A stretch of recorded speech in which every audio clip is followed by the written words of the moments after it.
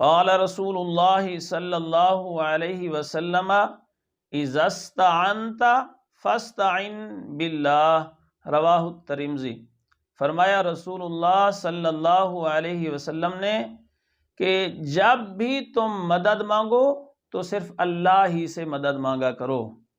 تو میرے دوستو، مومن کی شان بھی یہی ہے کہ جب وہ مدد مانگے، چاہے کوئی بھی حاجت ہو آپ کو، کوئی بھی آپ کا مسئلہ ہو، تو آپ مدد صرف اللہ سے مانگیں، کسی قبر والے سے، کسی انسان سے، کسی دوسرے سے، کسی پیر سے، کسی بھوپے سے، کسی سے مدد نہیں مانگنی، بلکہ مدد کس سے مانگنی ہے؟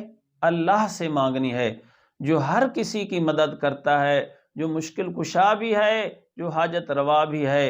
ہزاروں بلکہ لاکھوں ایسے واقعات آتے ہیں کہ جب انسان پوری دنیا سے مایوس ہو کر آتا ہے تو صدقے دل سے، صدقے نیت سے اپنے اللہ کو پکارتا ہے، تو اللہ رب العزت فوراً اس کی دعا قبول فرماتے ہیں اور اس کی مدد فرماتے ہیں۔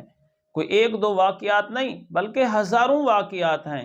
ایک صحابی کے حصے میں بنجر زمین کا ٹکڑا آ گیا، تو انہوں نے غلام کو کہا کہ بھائی جاؤ، پانی بھی لے آؤ اور مصلی بھی لے آؤ، اور وہاں جا کے نماز پڑھتے ہیں تو اللہ تعالیٰ سے دعا مانگیں گے، اللہ تعالیٰ ہماری یہ مشکل آسان فرما دیں گے، پانی کا چشمہ وہاں نکل آئے گا۔ تو صحابی گئے، وہاں جا کر نماز پڑھی، 2 رکعت نماز نفل پڑھی، تو غلام کو کہا کہ یہاں ایک گڑھا کھودو۔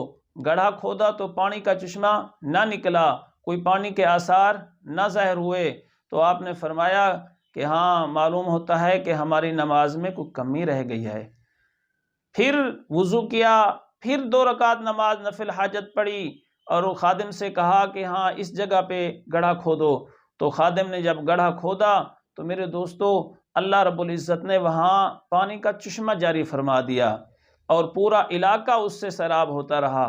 تو میرے دوستو، ہمیں جب بھی کوئی مشکل ہو، جب بھی کوئی پریشانی ہو، جب بھی کوئی مصیبت آئے، تو ہمیں چاہیے کہ ہم وضو کریں اور 2 رکعت نماز نفل حاجت پڑھیں اور اپنے اللہ سے دعا مانگیں۔ اللہ تعالی ہم سب کی مشکلوں کو آسان فرمائیں۔ اللہ تعالی ہمیں یہ توفیق عطا فرمائیں کہ ہم ہر مشکل میں اس ذات کو یاد کریں۔ وہ ایک روایت میں آتا ہے کہ ساری رات وہ بت پرست پکارتا رہا بت کو، یا صنم یا صنم یا صنم۔ تو بت سے کیا جواب آنا تھا؟ پتھر کا بت تھا، تو اسے کوئی جواب نہ آیا۔ نیند نے اسے پکڑا، اونگ آئی، بھول کے کہہ بیٹھا یا سمد، بس اس کا کہنا تھا، رحمت الہی کو جوش آ گیا۔ میرے مالک نے 10 مرتبہ اس کا جواب دیا، فرمایا میرے بندے بتا کیا کہتا ہے، یا عبادی بتا میرا بندہ تو کیا مانگتا ہے، کیا چاہتا ہے۔ تو فرشتے عرض کرنے لگے، اے مالک، یہ تو بھول کے کہہ بیٹھا، یہ تو بت پرست ہے، مشرک ہے، یہ تو بھول گیا، بیچارے کو نیند آ رہی تھی اس لیے یہ یا سمد کہہ بیٹھا، ورنہ آپ کو یہ نہیں پکار رہا۔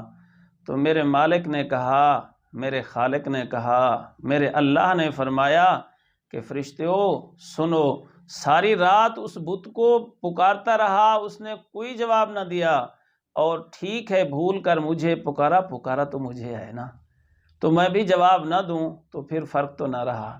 میرے دوستو، آپ اللہ کی رحمت کو آواز دیں، دیکھیں کہ اللہ تعالیٰ آپ کی کیسے مدد فرماتے ہیں۔